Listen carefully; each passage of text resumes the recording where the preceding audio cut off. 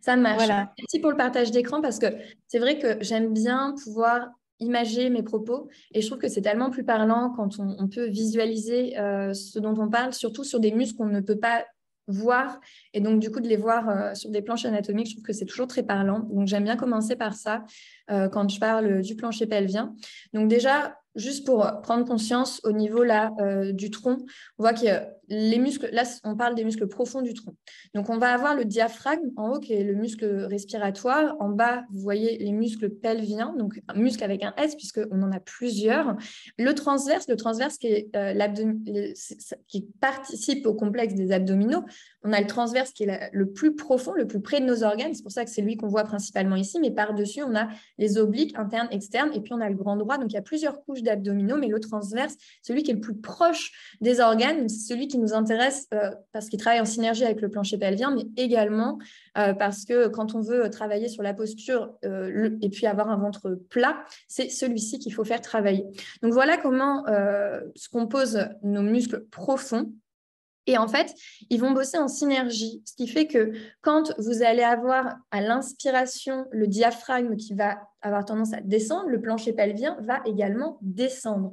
À l'inverse, à l'expiration, quand le diaphragme va remonter et que l'air s'expulse, le plancher pelvien remonte. Et donc, en fait, quand on travaille le plancher pelvien, c'est très important de travailler avec la respiration et puis d'engager en même temps les muscles profonds, le transverse, donc les abdominaux profonds, puisqu'ils travaillent tous ensemble. Donc ça, juste que vous ayez une idée, parce que quand je parlerai des solutions, bien sûr, je reviendrai sur ça.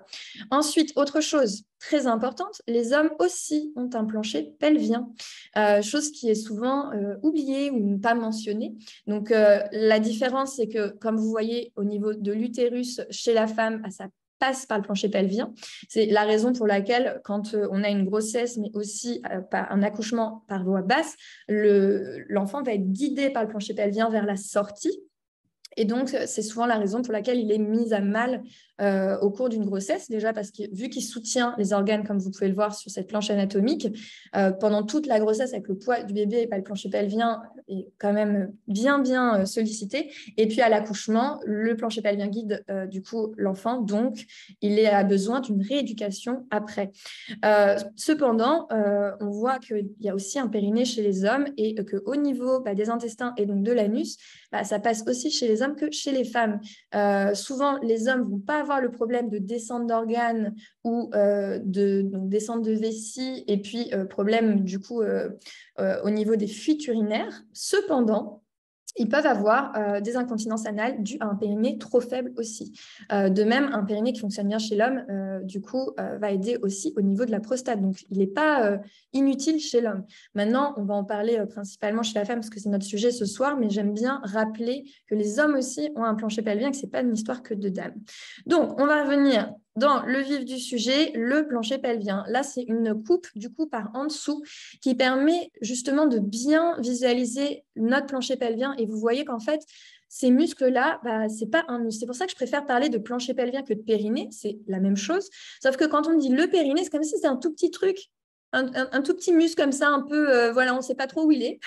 Alors qu'en fait, non, c'est un plancher, il est en plusieurs dimensions, c'est comme un hamac et il vient soutenir nos organes, nos viscères. Donc, il y a vraiment ce rôle hyper important par rapport à nos organes génitaux.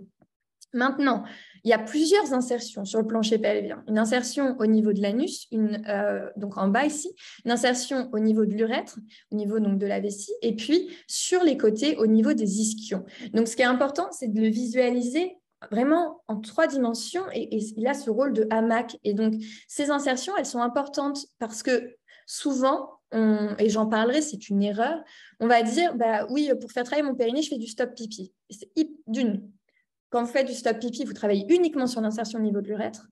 De 2, la vessie, c'est une vidange. Quand on la vide, on ne doit pas la retenir. Vous avez des risques du coup de dysfonctionnement de votre vessie et également des petits capteurs, des petits récepteurs que vous avez à ce niveau-là, au niveau de l'urètre, si vous faites du stop pipi. Et de plus, vous pouvez risquer d'avoir une infection des reins parce que le risque de stopper les urines au moment de la vidange, c'est d'avoir un reflux d'urine au niveau des reins et donc d'avoir une infection. Donc, il y a plein de solutions qui existent, mais le stop pipi n'en est pas une. Donc, on oublie. Si c'est ce que vous faites, arrêtez tout de suite, c'est hyper dangereux.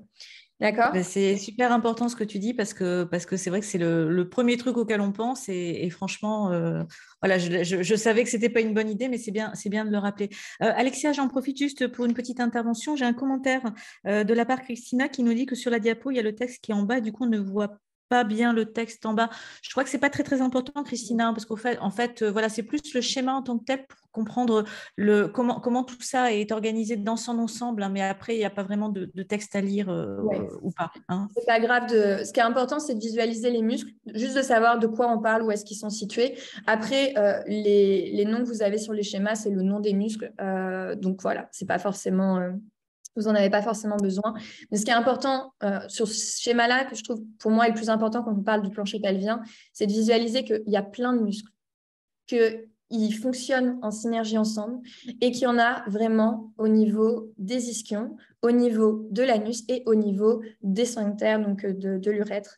Donc, c'est très important de se dire que c'est un ensemble parce que pourquoi c'est important de visualiser cet ensemble? Parce que quand on va travailler notre plancher pelvien, on ne va pas travailler uniquement avec l'insertion au niveau de l'anus ou au niveau de l'urètre, mais on va vraiment travailler avec toutes les insertions parce qu'il y a des personnes, par exemple, qui vont souffrir d'incontinence anale à cause d'une faiblesse du périnée, sauf que si on leur dit à chaque fois de retenir une envie de faire pipi, on va travailler les autres muscles du plancher pelvien et donc ça ne va absolument pas les aider.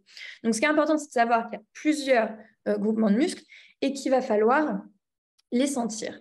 Donc pour les sentir, ça va être un travail de visualisation parce que malheureusement, c'est très difficile de les sentir à moins d'être accompagné d'une sage-femme, d'un kiné ou de quelqu'un qui va être formé, qui va vous dire où est-ce qu'il faut placer vos doigts pour les sentir. Mais vu que le plancher pelvien, c'est en interne, du coup, pour le sentir, le meilleur moyen, c'est quand même de faire un travail de visualisation et donc de connecter le cerveau aux muscles que vous avez. Au début, on est un petit peu perdu quand on n'a pas l'habitude, mais avec l'entraînement, en fait, ça vient et on arrive à les sentir. Et le meilleur moyen, c'est de les visualiser pour les sentir pour les faire travailler. Et c'est la première chose qu'on fait quand on fait un travail de rééducation de ces muscles-là. Alors après, chez les kinés, ils vont souvent utiliser des sondes. Moi, je ne suis pas contre les sondes parce que je pense que c'est intéressant justement quand on n'a pas de sensation au début pour pouvoir sentir. Le problème des sondes, c'est que c'est un peu comme quand on met des électrodes pour faire des abdominaux, quoi. C'est sur le moment, ok, c'est cool, on sent, sauf qu'en fait, ça ne nous apprend absolument pas à les contracter et ça ne nous apprend absolument pas comment les faire fonctionner au quotidien. Donc, Alors, ce que tu es en train de dire, c'est que finalement, le premier pas, avant même pour le localiser, c'est déjà de l'imaginer. C'est ça, c'est-à-dire que finalement, ce que tu nous as montré, l'organisation générale, enfin, l'ensemble de ce plancher pelvien, la première des choses, c'est déjà d'imaginer ce hamac, finalement, que tu nous as décrit. Déjà ça. ouais, de le visualiser. La première chose, c'est de le visualiser, savoir où est-ce qu'il se trouve. Donc, c'est un ensemble de muscles qui vient soutenir vos viscères, vos organes, du bas du ventre. Donc, savoir qu'il est là. Et après, pour le visualiser, déjà, de bien vous asseoir sur les fesses, donc au niveau des ischions. Je le fais en même temps. Exactement. Donc, d'être assis bien droite, les deux pieds ancrés dans le sol, sentir qu'on est en appui sur les petits os. Tu vois, tu peux mettre les mains en dessous de tes fesses, sentir les ischions. sur les os. Ouais, pas à l'arrière, pas sur les fesses, vraiment sur les ischions, sur les os. Voilà. Et quand tu es assis sur les ischions, du coup, déjà, tu as le socle qui est bien ancré dans ta chaise. Ensuite, autograndissement, parce que comme je disais tout à l'heure, ça travaille en synergie avec le diaphragme et le transverse. Donc, pour engager le transverse, autograndissement, très important. Et ensuite, du coup, tu ancres bien tes pieds dans le sol, tu te grandis. Et là, tu vas sentir, le premier, ça va être de le visualiser et d'essayer de le sentir à l'avant, au niveau, du coup, de l'urètre. Souvent, c'est le plus facile à sentir. Pour le sentir, t'imagines que tu retiens une envie de faire pipi. Et là, tu vas fais, les filles, hein. Vous pouvez le faire en même temps. Hein. C'est important ce qu'on est en train de dire. Faites-le en même temps. Et donc, le fait de sentir qu'on retient une envie de faire pipi, tu sens qu'en fait, tu as des petits muscles qui viennent se contracter pour... Et en fait, c'est ces muscles que tu as visualisés sur la planche anatomique là, qui entourent ton urètre qui viennent se resserrer. Voilà. Ensuite, on va faire la même chose, mais au niveau de l'anus. Donc, comme si tu retenais un gaz. Donc, c'est pareil. Tu visualises tes muscles et puis tu les resserres. Et déjà, juste de se dire, quand je retiens une envie de faire pipi et quand je retiens un gaz, c'est pas exactement la même chose. On n'est pas au même endroit, oui, on est est d'accord. On n'est pas sur les mêmes muscles. Le dernier, les deux dernières insertions, c'est plus difficile à sentir. Donc, visualise tes deux ischions, tes os sur lesquels tu avais les mains tout à l'heure quand tu t'es assise. Okay, donc, ces os-là, imagine, tu essayes de les rapprocher. Voilà. Ouais. Là, c'est moins évident. C'est moins évident. Vraiment, on essaye de rapprocher ces os. On essaye de rapprocher. Donc, imagine qu'il y a des muscles voilà, qui sont de chaque côté et que ces muscles Ouais, je vois le truc. se resserrer. Et donc, en fait, quand on engage correctement le plancher pelvien, il va falloir imaginer que les 4 insertions, on les rassemble et on les emmène vers le haut en même temps. Et à l'inverse, quand on les relâche, on les laisse reprendre leur forme initiale. Moi, j'aime bien prendre l'image du mouchoir parce que le mouchoir, il est étalé. Imagine un mouchoir qui est à plat. Et donc, il y a les 4 insertions de ton mouchoir, donc les 4 coins de ton mouchoir. Et ces 4 coins du mouchoir, tu t'aspires ton mouchoir vers le haut, donc tu rassembles, les 4 coins se rapprochent et ensuite, ils s'aspirent. Toujours le faire dans une position d'autograndissement, on peut le faire assise, on peut le faire debout. Et puis en fait, ensuite, quand on travaille la rééducation, on le fait dans toutes les dimensions. Donc on le fait allongé, on le fait en pont, on le fait en quadrupédie, etc. pour avoir une maîtrise de ça dans toutes les dimensions. Bien évidemment, ça, c'est le travail de visualisation et de ressenti. Ensuite, ce qu'il va falloir, c'est une fois qu'on visualise et qu'on travaille donc ces contractions, il va falloir synchroniser ces contractions sur la respiration, puisque le plancher pelvien travaille avec le diaphragme. C'est souvent la raison aussi pour laquelle les filles viennent souvent me voir en me disant « Alexia, quand j'éternue, quand je ris fort, etc., j'ai des fuites. » Pourquoi on a des fuites à ce moment-là? Parce qu'en fait, le diaphragme vient du coup exercer une pression. Vu qu'ils sont connectés, qu'ils bossent en synergie, c'est le plancher pelvien derrière qui va en pâtir. Donc, le fait de renforcer avec la respiration permet de resynchroniser tout ça, de rééduquer et donc d'avoir une meilleure tonicité de cet ensemble. Bon, ben, merci. Déjà, arriver à le ressentir, donc le visualiser et le ressentir en suivant ces différentes étapes. Bon, ben, très bien, très bien. Ouais. Et donc, voilà. Donc, après, il s'affaiblit souvent à la ménopause, comme on a dit tout à l'heure, parce que perte de masse musculaire globale due aux hormones. Alors, ça ne veut pas dire qu'on ne perd pas de la masse musculaire avant. À partir de 25 ans, on perd de la masse musculaire si on ne fait rien. Maintenant, c'est vrai qu'à la ménopause, il y a un gros drop hormonal qui fait que forcément, la masse musculaire, ça s'accentue au niveau de la perte.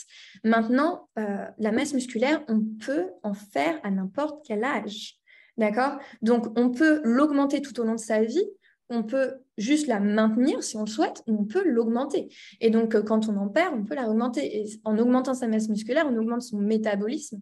Donc, en plus de soigner son plancher pelvien, ça permet aussi d'avoir un meilleur contrôle au niveau de son poids, beaucoup Au plus niveau facile. du poids. Oui, tout à fait. Ça, c'est important parce que c'est la masse musculaire en fait qui est consommatrice de calories en fait. Et donc, quand on a moins de masse musculaire, sans rien changer à sa façon de manger ou à sa façon de bouger, eh bien mécaniquement, on va stocker davantage de calories, tout simplement. Donc ça, c'est vraiment très important de travailler sur la masse musculaire pour plein d'autres raisons, mais aussi pour celle-ci.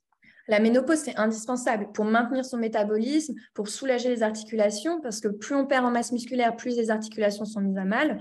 Et donc, ce qu'on trouve au niveau du plancher pelvien, on le trouve partout dans le corps. Donc voilà, mais c'est vrai que d'autant plus important pour le plancher pelvien de travailler sa masse musculaire. Et donc, ce sont des muscles comme n'importe quel muscle, à tout âge, on peut travailler dessus. Et c'est ça qui est hyper important à retenir. C'est de se dire, c'est pas, voilà, c'est pas foutu pour foutu. Après, ce qui est important aussi à savoir, c'est qu'il y a différents stades au niveau du plancher pelvien, au niveau du prolapsus. Tu en parlais dans ton post en préambule. Quand vous avez un prolapsus, donc c'est une descente d'organes, il y a différents stades. Si c'est un stade qui est peu avancé, avec une bonne rééducation du plancher pelvien, ça peut vraiment s'améliorer et donc on n'a pas besoin d'intervention chirurgicale. Maintenant, si le prolapsus est trop avancé, c'est quand même important de faire ce travail de rééducation en préventif, aussi parce que pour d'autres raisons, pour des hernies, pour le mal de dos, pour un prolapsus plus aggravé, c'est important quand même de faire ce travail de rééducation, mais des fois, il va falloir compléter par une intervention chirurgicale parce qu'on a trop attendu. Mais dans tous les cas, c'est très important de savoir ressentir ces muscles-là, comment les engager, comment les faire travailler au quotidien, parce que c'est très facile, une fois qu'on les a visualisés et qu'on a compris comment est-ce qu'ils s'engagent, qu'on fait les mouvements correctement, qu'on respire correctement, au final, en fait, c'est des choses qu'on peut faire au quotidien très facilement. Alors justement, tu parles de respiration. J'ai une question à ce sujet d'Elisabeth qui nous demande, quand on serre les muscles et les ischions, est-ce qu'il faut inspirer ou souffler, expirer? Oui. Alors, comme je disais tout à l'heure, je vous avais montré sur la planche à natre, je vais revenir dessus. Donc, à l'inspiration, le diaphragme descend. Donc, le plancher pelvien Descend aussi. Le plancher pelvien, quand il descend, il est dans une position plus étirée. N'importe quel muscle étiré est moins fort. Donc, en gros, le moment où on inspire, c'est le moment où le muscle est étiré, donc il est moins fort. Donc, c'est le moment où on ne met pas de charge. On ne porte pas sur une inspiration. On ne vient pas faire un effort d'abdominaux sur une inspiration.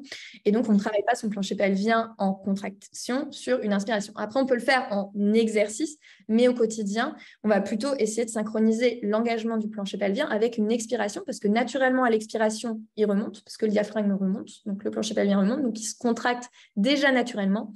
Et on va travailler au moment du coup de l'expiration sur l'intensification de ce plancher pelvien. Il remonte déjà naturellement, mais on vient tirer un petit peu plus en faisant l'exercice du mouchoir et on essaye de le maintenir un petit peu plus. Comme ça, on le renforce.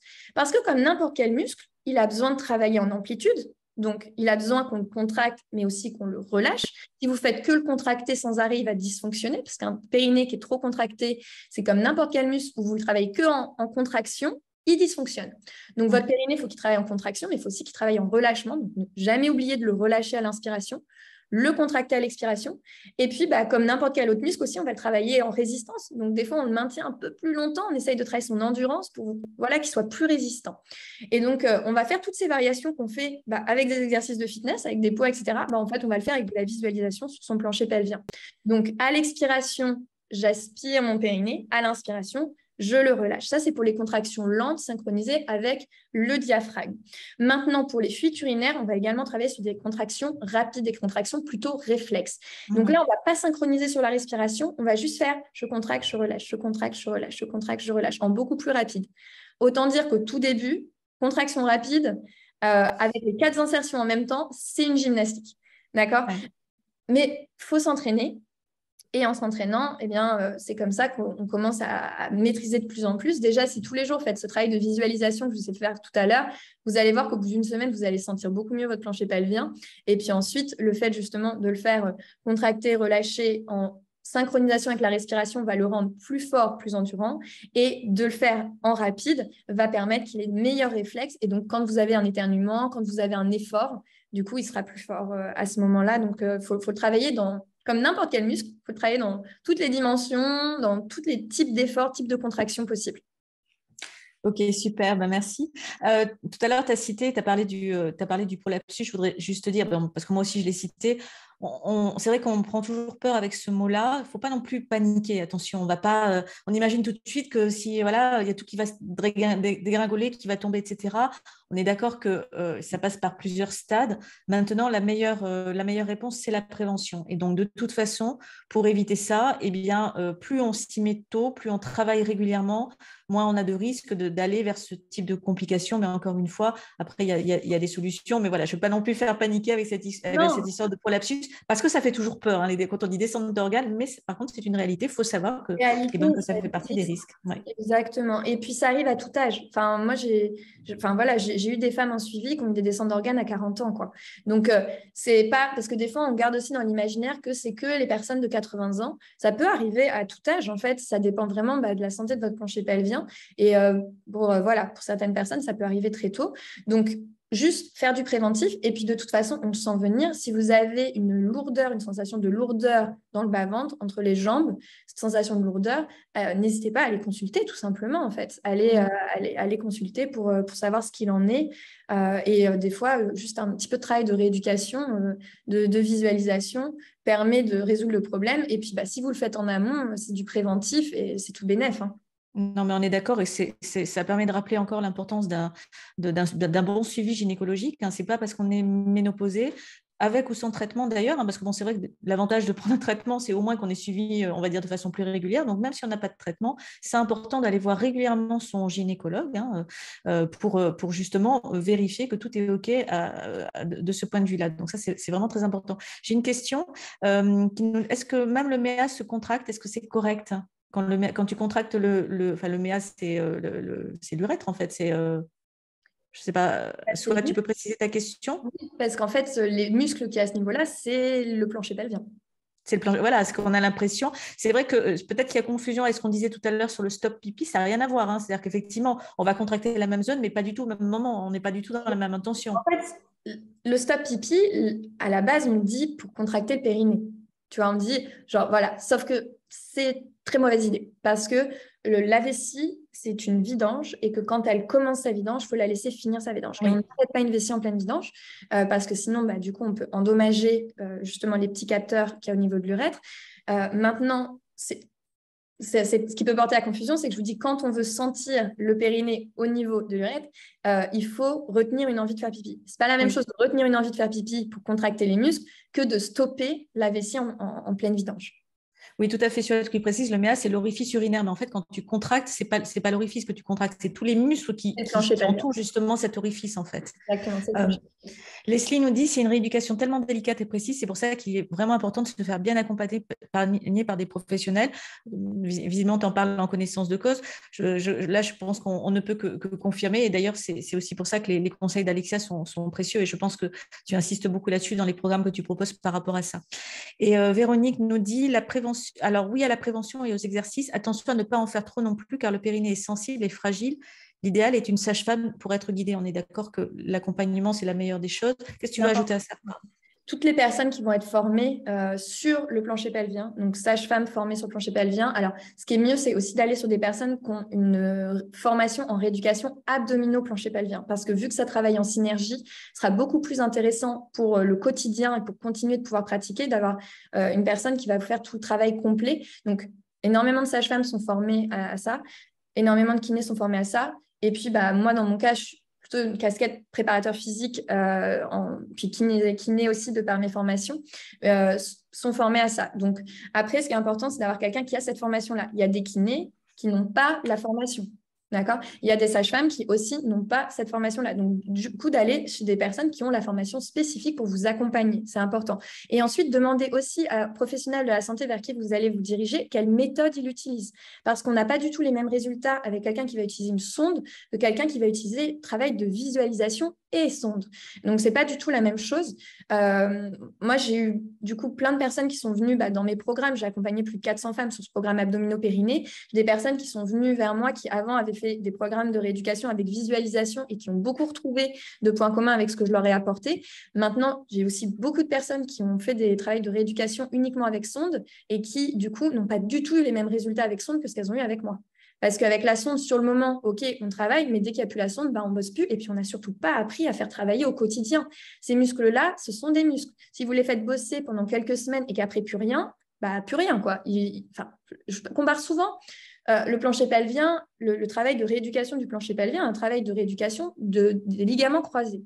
Quand vous avez une blessure, que vous pétez les ligaments croisés, sur le moment, vous allez chez kiné, vous faites une rééducation après l'opération. Soit. Maintenant, à vie, vous avez besoin de faire attention aux muscles qui vont soutenir votre genou. Parce que dès que les muscles qui soutiennent votre genou vont perdre, les douleurs et l'instabilité de votre genou va revenir. C'est exactement avec le plancher pelvien. À partir du moment où on a un accouchement par voie basse, on a eu du coup une faiblesse au niveau du plancher pelvien. C'est aussi très fréquent chez les personnes qui n'ont pas eu d'accouchement, mais qui ont fait du sport de haut niveau, qui ont soulevé beaucoup de charges lourdes, qui ont fait beaucoup de travail sans engager ces muscles-là, qui les ont énormément endommagés. Du coup, à partir du moment où c'était endommagé, il faut les rééduquer et ensuite, il faut entretenir. Parce que souvent, les filles qui viennent vers moi à la ménopause disent « Mais je ne comprends pas, j'ai fait une rééducation il y a 20 ans. » Oui, mais depuis 20 ans, qu'est-ce que tu as fait? C'est des muscles, hein. Donc, forcément, si on ne les entretient pas, ça revient. Et donc, c'est important de savoir, d'apprendre en rééducation à les faire bosser seules. Parce qu'une fois que tu as appris à les faire bosser seules, tu les entretiens toutes seules, en fait. Et c'est ça qui est génial. C'est que tu es accompagné par des professionnels qui vont t'expliquer comment les ressentir, comment bien les faire travailler. Et c'était très important ce qui a été dit sur le fait qu'il ne faut pas trop les faire travailler. C'est surtout, il ne faut pas trop les faire travailler en contraction. Souvent, les filles, elles ont tellement envie que ça aille vite qu'en fait, elles vont le faire bosser à fond, elles vont contracter très fort à fond. Ça ne fonctionne pas. C'est un muscle. Si votre biceps, vous le faites contracter toute la journée comme ça, à la fin de la journée, vous n'êtes plus capable de soulever une petite cuillère. D'accord? C'est pareil votre plancher pelvien. Si toute la journée, vous le contractez, à la fin de la journée, vous vous pissez dessus. Et il est faible, il n'en peut plus. D'accord? Même chose. Donc, apprendre à le faire travailler en contraction et en relâchement et ne pas trop le faire travailler. Par contre, de la fréquence. Le faire travailler régulièrement, surtout en travail de rééducation. Moi, dans le programme, je vais alterner des séances de 30 minutes avec des séances de 5-10 minutes pour pouvoir justement faire des petites piqûres de rappel, mais laisser des temps de repos. Et j'insiste beaucoup sur le fait qu'il faut le relâcher autant qu'on le contracte parce que sinon, il dysfonctionne. Et donc, c'est important. Souvent, voilà, on se dit, mais je ne comprends pas, je le travaille, mais c'est encore pire. Bah, ça veut dire que tu le travailles trop.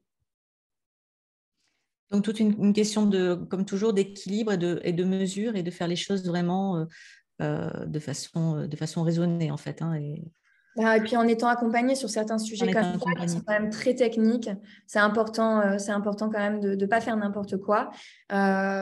Et du coup, oui, d'aller chez des professionnels qui ont la formation, qui vont vous apprendre à bien le faire et qui vont permettre justement aussi de pouvoir comprendre comment ça se passe, de répondre à toutes vos interrogations, vos questions.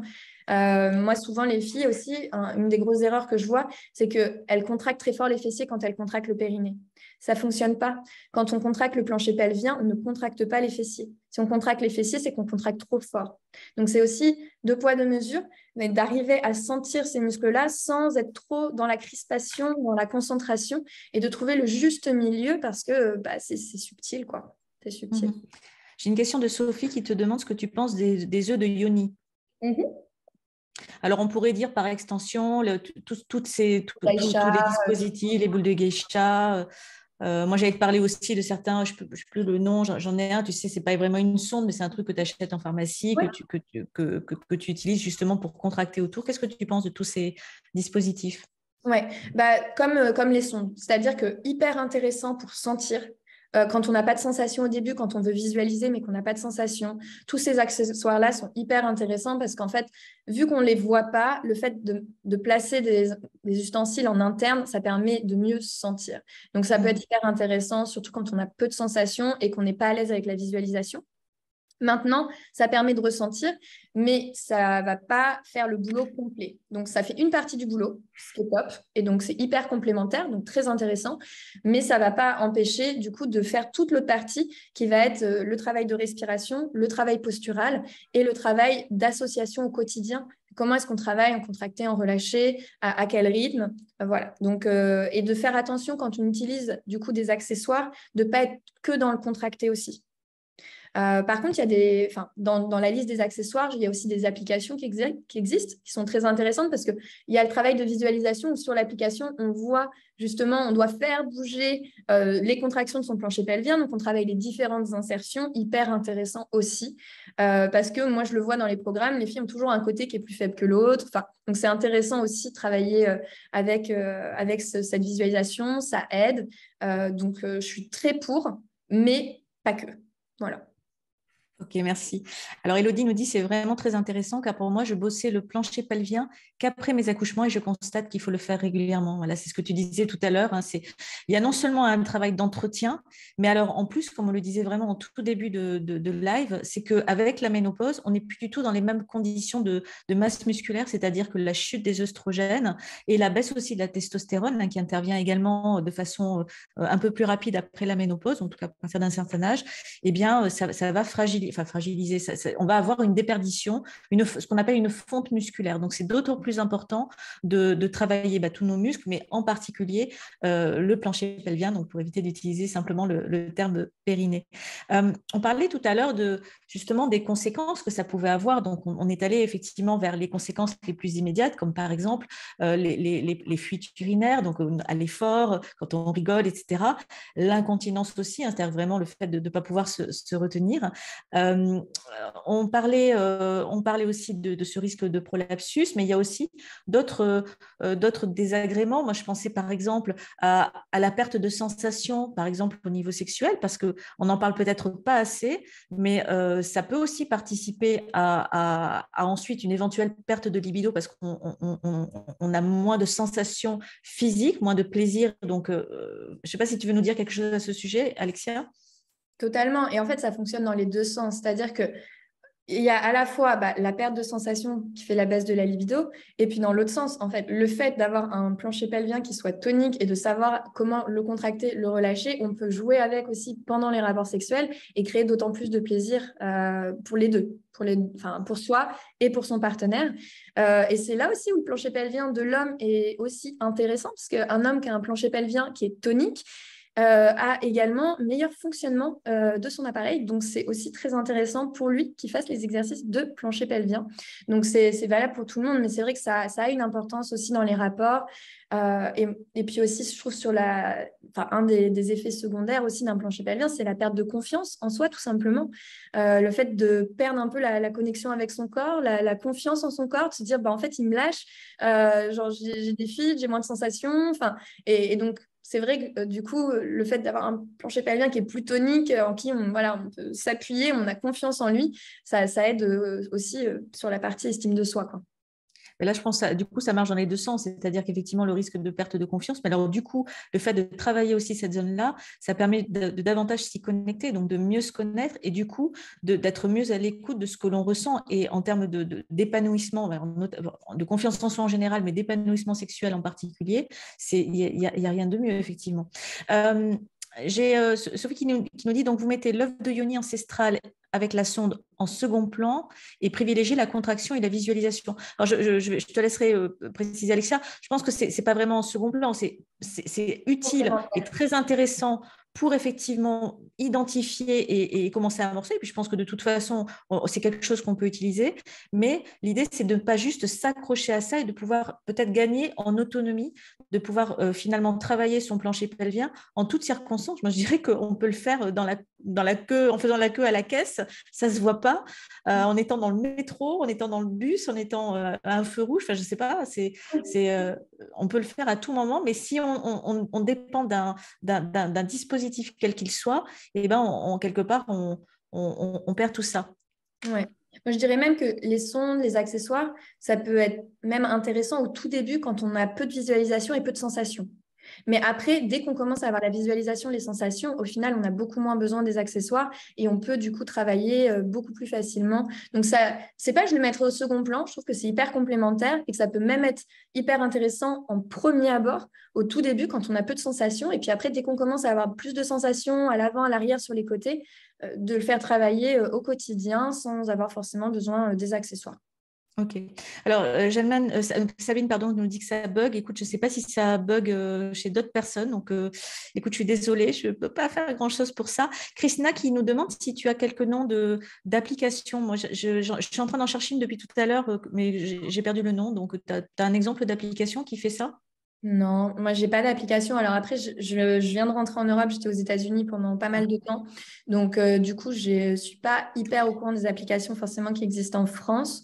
Mais après… Mais je vous le mettrai, les filles, parce que j'en avais un et là, je l'ai sur le bout de la langue et je ne le trouve plus, mais je vous le mettrai dans les commentaires dès que je l'aurai retrouvé. Et si je ne le retrouve pas, je demande à ma belle-sœur parce que c'est elle qui m'en avait parlé. Mais je ne l'ai pas acheté, celui-là. Voilà. Donc, vous l'aurez après coup. Vous l'aurez après coup. Bien. Alors, ça fait déjà un petit moment qu'on est ensemble, donc on était parti pour… Est-ce qu'il y a quelque chose que tu veux rajouter justement sur le plancher pelvien ou est-ce que tu voudrais nous parler un petit peu justement du programme abdos-périnée? Je pense que c'est intéressant que tu nous en parles, en tout cas que tu trouves 5 minutes pour nous en parler. Moi, ce que je trouve très intéressant dans l'approche, c'est justement ce lien entre les abdominaux et le plancher pelvien. Et alors, du coup, ça fait d'une pierre deux coups parce que non seulement on a ce problème-là qui ne se voit pas forcément, mais on en a un autre qui, lui, par contre, se voit, c'est le fait d'avoir le ventre qui pousse, voilà, d'avoir la ceinture abdominale qui devient à peu près incontrôlable. Et donc, la bonne nouvelle, c'est que du coup, on peut travailler en profondeur, et c'est un peu ça le secret, l'ensemble de ces muscles-là, et à la fois retonifier le périnée et retrouver un ventre plat. Alors, j'aime bien mettre entre guillemets parce que les filles, on n'est pas non plus… on est des vraies femmes, hein, et les femmes, ça a un ventre, et c'est pas vilain un ventre, hein, mais bon, après, on peut avoir envie de le raffermir. Ouais, bon, le programme s'appelle abdos-périnée, mais en vrai, c'est abdominaux profonds, plancher pelvien, respiration, donc travail du diaphragme et travail postural. Parce qu'en fait, la posture, c'est la base, déjà, surtout pour le ventre. Donc, dans ce programme, en fait, j'ai mis en place un protocole sur 6 semaines qui permet de rééduquer tous ces muscles-là. Donc, les premières semaines, vous en doutez, c'est le travail de visualisation, où on va essayer de ressentir, de retravailler les bases, d'avoir les sensations, de se connecter. Travaille aussi sur la respiration. Donc, on travaille plein de respirations différentes pour avoir plusieurs maîtrises. Donc, des respirations lentes, parce que comme ça travaille en synergie avec le plancher pelvien, mais des respirations rapides, fausse inspiration thoracique également. Les contractions abdominales, donc avec tout ce qui est abdos hypopressif, normopressif. Donc, on fait vraiment le tour de tout ça. Et puis, au fur et à mesure des semaines, en fait, le programme, on commence par le travail assis, visualisation très basique. Et puis ensuite, je rajoute du mouvement, donc dans différentes positions, sur les genoux, debout, allongé. Et petit à petit, on va vers des abdominaux. Alors, des abdominaux principalement normopressifs, donc absolument pas les abdominaux que vous pensez. En général, on est très surpris, mais les abdominaux auxquels on pense souvent, donc tout ce qui est crunch, tout ce qui est les abdos où on vient rapprocher en gros les épaules des genoux, c'est des abdominaux qui font travailler principalement le grand droit, qui est le muscle le plus superficiel. Donc clairement, oui, c'est les tablettes de chocolat, mais fonctionnellement, ils servent quasiment à rien. Ceux qui servent, c'est ceux qui sont tout profonds, ceux qui tiennent les organes, le fameux transverse. Et ce fameux transverse, c'est un muscle postural, comme tous les muscles posturaux. Ils sont engagés quand on est dans une bonne posture. Et donc, du coup, on travaille beaucoup sur cette fameuse posture pour pouvoir les engager correctement. C'est important aussi de savoir les engager avec la respiration. Et donc, en fait, c'est tout ce travail de rééducation que j'ai mis en place dans ce protocole de 6 semaines, où on y va étape par étape pour pouvoir comprendre ces exercices, les mettre en pratique et puis les garder au quotidien. Moi, mon objectif, c'est qu'au bout de 6 semaines, en fait, les personnes qui suivent mon programme soient autonomes pour pouvoir continuer d'entretenir ça et que, en fait, les filles, elles aient tous les outils pour au quotidien pouvoir dire, OK, quand je soulève une charge, quand je suis en train de faire mes courses, que j'ai des packs de courses qui sont lourds à soulever, comment j'engage mon plancher pelvien? Comment je respire? Quand je suis en train de pousser quelque chose, comment j'engage? Comment je respire? Quand je fais mes séances de fitness, quand je fais ma marche, quand je fais mes exos de fente, etc. Comment j'engage mon plancher pelvien? Comment je respire? Et donc, en fait, de travailler tout ça pour qu'à la fin, on soit autonome. Et en fait, du coup, après, on a tous les outils pour le bosser au quotidien. Et pour moi, c'est ça le plus important, c'est de rendre les personnes autonomes et conscientes de ces muscles-là, de comment ils fonctionnent.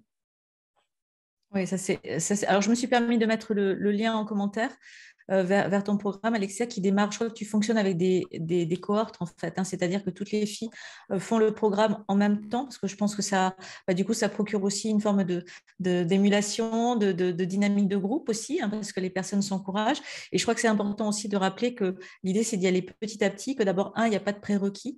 On s'imagine toujours que il faut, ça c'est quand on est jeune, etc. Non, on n'a pas besoin d'être jeune, hein, c'est à tout moment et on n'est pas vieille, hein, donc on y va.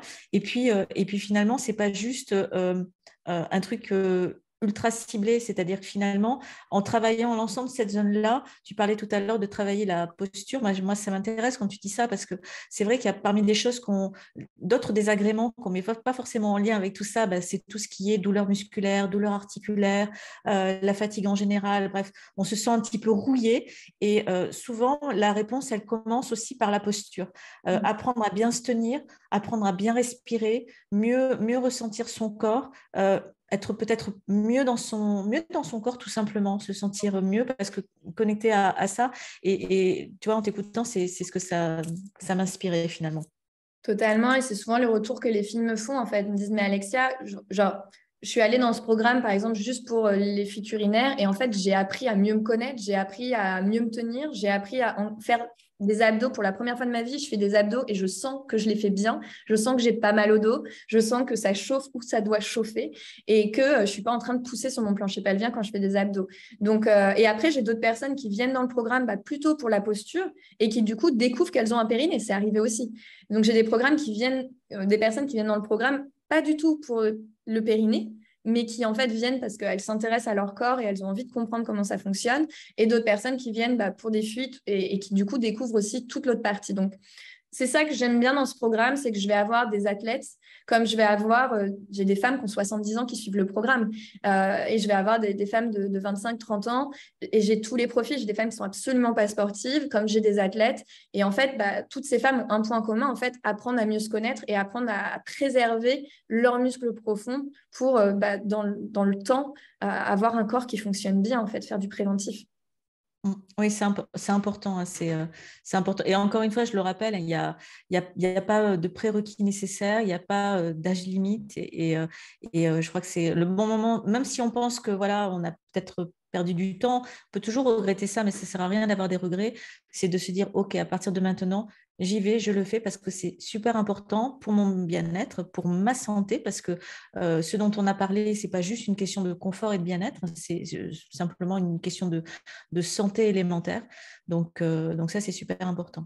Ouais. J'avais une question, est-ce que la vidéo est enregistrée? Oui, bien sûr, Sabine, de toute façon, le replay restera accessible sur cette page-là. Par contre, alors l'accès au programme, lui, il est limité dans le temps. Je me permets de le préciser pour toi, Alexia, parce que je crois que les inscriptions se terminent à la fin de la semaine, c'est ça? Donc oui, comment ça fonctionne en fait, c'est que donc je fonctionne par promotion, donc tout le monde commence en même temps. Ça, c'est important pour moi parce qu'en fait, ça me permet de suivre l'évolution des filles au fur et à mesure des semaines. Parce qu'il y a un live par semaine de questions-réponses. Et en fait, le fait que tout le monde commence en même temps, ça permet que je puisse suivre l'évolution. Après, c'est pareil, c'est un programme où il y a un suivi. Donc, c'est pas genre, vous prenez le programme et puis après, débrouillez-vous avec les vidéos. En fait, il y a vraiment un protocole où je débloque une vidéo par jour. Il y a un email qui accompagne chaque nouvelle vidéo qui explique. Il y a un rendez-vous par semaine avec moi en direct sur Zoom où on se voit et on se parle. Et tout ce suivi-là est hyper important pour moi. Il y a un forum où les filles peuvent échanger ensemble, mais c'est absolument pas obligé de participer sur le forum. Il y en a qui le font tranquillement de leur côté et d'autres qui font sur le forum. Et puis, il y a la possibilité de laisser des commentaires et de me joindre à n'importe quel moment de ce programme pour me poser toutes les questions. Et le fait qu'il y ait tout ce suivi, c'est la raison pour laquelle je fonctionne avec une date de début parce que moi, je libère beaucoup de temps dans mon agenda pour être hyper disponible pour les filles quand elles sont dans le programme. Ensuite, quand le programme se termine, moi, je reste quand même disponible pour celles qui ont pris un peu de retard ou qui ont commencé à en décaler, il n'y a aucun problème. Et ce qui est le plus important pour moi, c'est que toutes les vidéos du programme sont accessibles à vie. C'est-à-dire qu'une fois que les filles ont mis le pied dans le programme, elles gardent accès absolument à toutes les vidéos pour pouvoir refaire et refaire autant qu'elles veulent les vidéos pour se dire, ah bah voilà, là, ça fait longtemps que j'en ai pas fait. Tiens, je vais reprendre une vidéo, comme ça, je vais le faire guider. Ce sera plus sympa que de le faire toute seule. Et donc, en fait, ensuite, l'accès est à vie. Et juste l'entrée dans le programme que je fais par date et par groupe, pour moi, être davantage dédiée et pouvoir être beaucoup plus disponible pour les personnes pendant les 6 semaines où dure le programme. Mais après, je ne disparais pas dans la nature. Qui est en décalé, qui me contacte plus tard, bien sûr, je suis là aussi pour elle. Très bien. Bon, alors, je vous ai mis les liens. Est-ce que, d'abord, si vous avez des questions, n'hésitez pas. On est encore là 5 minutes. Hein. On peut rester 5 minutes au point où on en est. Pendant ce temps, Alexia, est-ce qu'il y a quelque chose que tu voudrais ajouter, que ce soit, alors, soit sur le programme, soit sur le sujet de ce soir? Je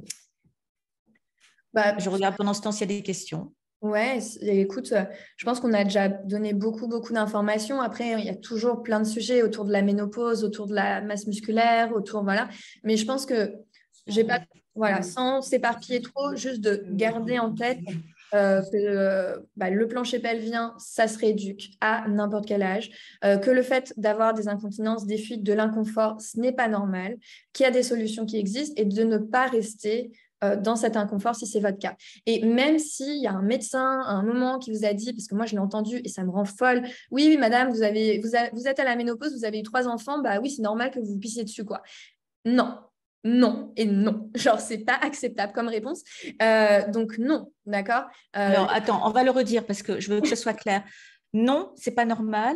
Et non, c'est pas parce qu'il y a des super serviettes anti-fuite et compagnie. Surtout pas. Je veux dire, on mérite autre chose que de porter des couches culottes, hein, parce que je suis désolée, c'est ni plus ni moins que ça.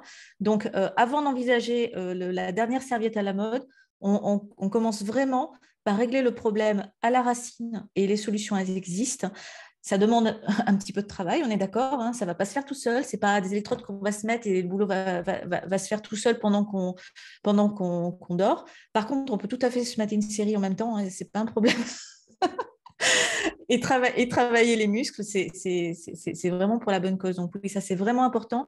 Pas de fatalité, hein, je veux dire, on peut totalement inverser la tendance et donc il suffit d'y aller. Il y a une question pour donc Elisabeth qui me demande où trouver le lien. Je te l'ai remis, mais je l'ai mis dans les commentaires. Donc tu descends ou tu remontes, mais en principe je viens de te le remettre en réponse.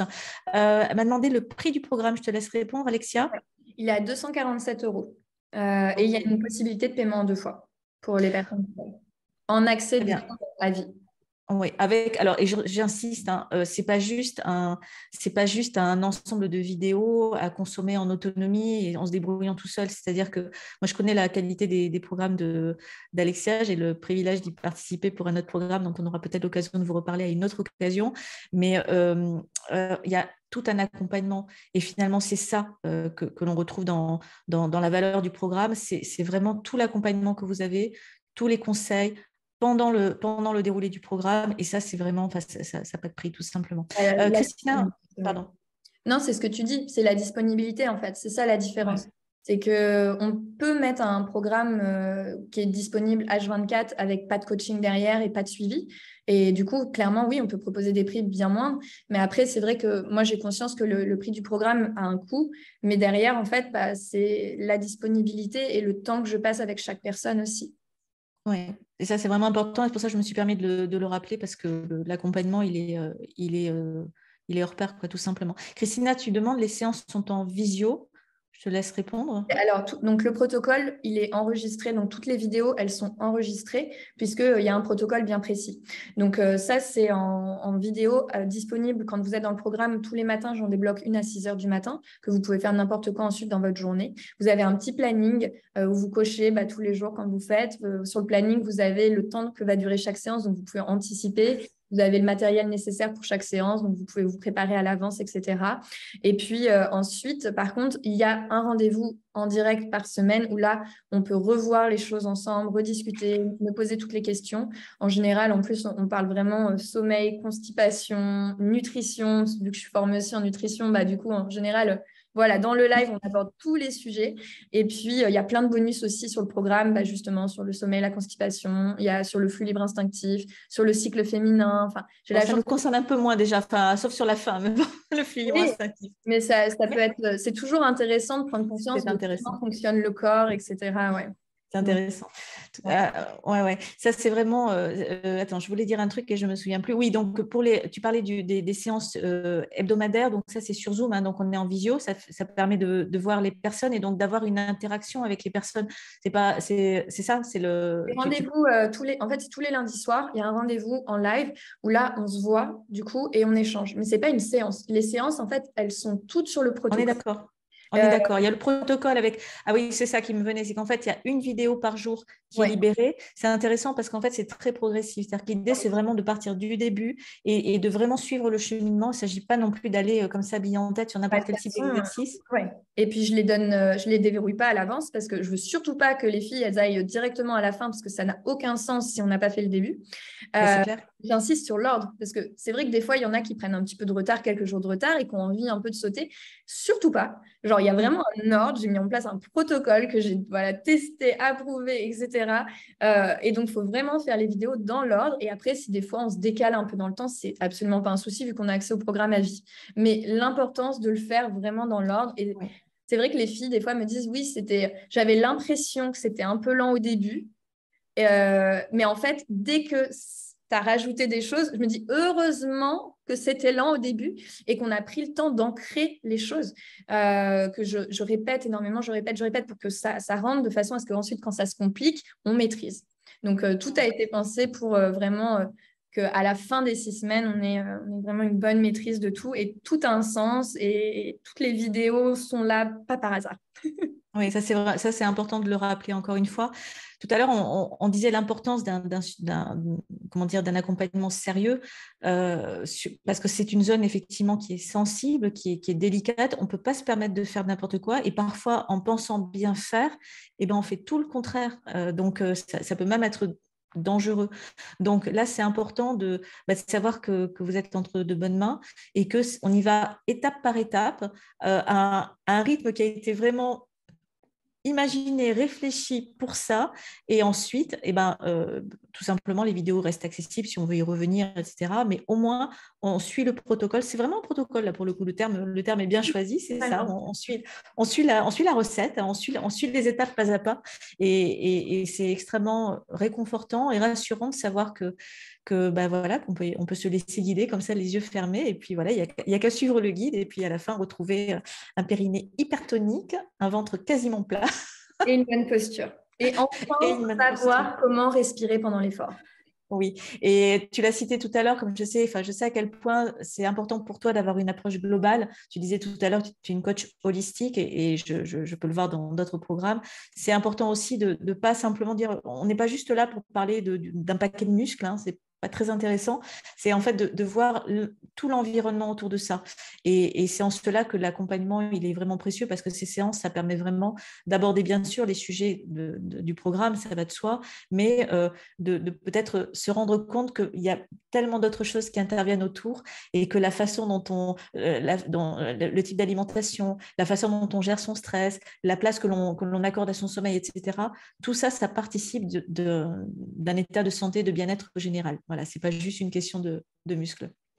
Ouais, complètement d'accord. Je ne peux pas dire mieux. C'est pour ça qu'on s'entend bien. Bon, alors je vous ai mis, a priori, je ne vois pas d'autres questions, alors à moins qu'il y en ait d'autres que je n'ai pas rafraîchies, Sinon, mais les filles normalement. peuvent toujours envoyer leurs questions ou me Voilà. contacter. Il n'y a aucun problème, je répondrai. Voilà, si vous avez des questions, tout simplement parce que vous regardez cette intervention en replay, hein, parce que là, il y a quand même encore une trentaine de personnes qui sont connectées, mais il y en a plein qui vont nous regarder en replay parce que je sais que l'horaire, c'est impossible de trouver un horaire qui va à tout le monde, hein, en vrai. Donc, de toute façon, c'est même pas la peine d'essayer.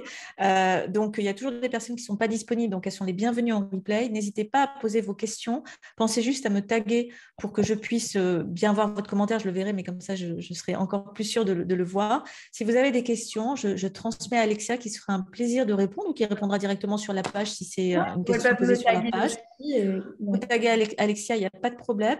Que ce soit sur des questions sur le sujet de ce soir, à savoir donc, alors, je vais enlever périnée, le plancher pelvien en général, et puis plus spécifiquement sur le programme. Donc le programme, je vous le rappelle, donc c'est un programme sur 6 semaines avec vidéo progressive, avec un accompagnement sur 6 semaines à raison d'une visio par semaine, ça a beaucoup de valeur, ça, plus plein de bonus. Enfin bon, je suppose que tout ça, c'est expliqué quelque part dans la page de présentation. Je vous ai mis le lien. Ça démarre lundi, donc là, c'est demain, et je pense que les inscriptions, c'est jusqu'à dimanche. Hein, et après, elles ferment les inscriptions ferment jusqu'à l'année prochaine. Hein, c'est la dernière session de l'année. Voilà. Donc, si vous avez des questions sur ce programme-là aussi, voilà, des demandes de précision, de la même façon, vous taguez Alexia, qui se fera un plaisir de répondre à vos questions. Et s'il n'y a pas de questions supplémentaires, écoutez, voilà, Christina qui nous dit très intéressant. Catherine, merci pour ces infos. Miss Hélène regardera le replay avec plaisir. Souad, merci pour votre bienveillance, mesdames. Merci à toi, Souad, pour ta fidélité. Leslie qui nous dit super intéressant ce direct, j'ai hâte de découvrir ce programme. Alors, Leslie, je remettrai le lien dans la présentation du live. Je suis ravie que ça vous ait intéressé. Vraiment, je pense que le sujet était vraiment intéressant. Je ne voudrais pas que vous pensiez que c'est juste une histoire de promotion, cette histoire. Je me permets de le préciser, Alexia, parce que c'est vrai que souvent, on est là, ils viennent vendre leur truc.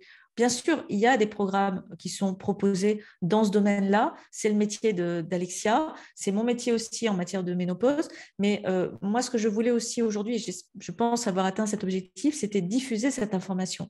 Je pense qu'avec tout ce que tu nous as partagé ce soir, les schémas du début, puis tout ce que tu nous as indiqué, les techniques, regardez le replay, essayez de le faire en même temps qu'Alexia nous explique ça sur le travail de visualisation. C'est super précieux et je tiens vraiment à te remercier au nom de toutes les personnes qui nous ont regardés et qui le feront en replay pour tout ce que tu as partagé avec nous. Et puis celles qui ont envie d'aller plus loin, il y a le programme. Et si vous n'avez pas envie d'aller plus loin et que ce n'est pas le bon moment, c'est complètement OK.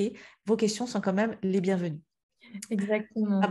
Anne-Françoise, Alexia est top, elle apporte beaucoup, ça je suis complètement d'accord, très intéressant, merci, super intéressant. Merci les filles, merci Alexia. Merci à toi, c'était toujours un plaisir et je pense que c'est juste d'en parler, c'est déjà énorme parce que juste de dire, genre, c'est pas normal quand il y a de l'inconfort, juste déjà de transmettre ce message.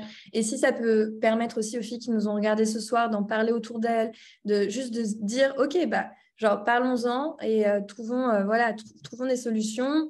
Professionnels de la santé, il y en a plein aussi qui sont formés. Donc, voilà, il y a vraiment, si vous souffrez quelques problème que ce soit, ne restez pas dans cette situation-là. Il y a des solutions qui existent. Absolument.